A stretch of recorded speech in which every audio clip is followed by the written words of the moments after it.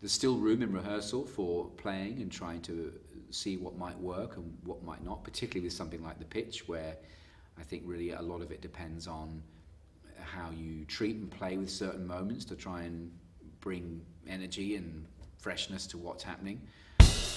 Because we're really watching a guy trying to come up with what he's going to do a lot of the time on the hoof.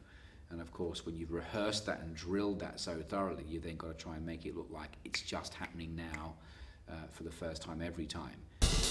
Apparently one of the most famous ones, and I'm going to paraphrase wildly here, of course, I think it was Spielberg who was trying to get Jaws made.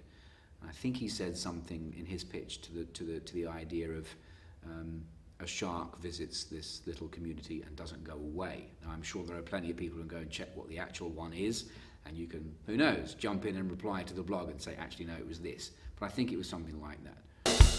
So that's what Walter's challenged with. You're supposed to, apparently in reality, have to have something like 2 or 3 lines at most that describes what your film is going to be.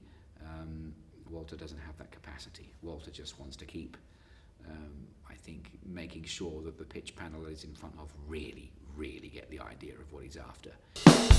And then the next element to that, the next layer to that, is what an audience reaction is going to be. And that'll change on a nightly basis, I'm sure, as it tends to with pretty much every play I've ever been in. I'd like to take this opportunity to say to all the people who have sat near me or around me or next to me on the train as I travel from the Gold Coast to Brisbane and back again every day, that I suspect largely you've got the story of what's going on, because I've been trying out much of this material on the train.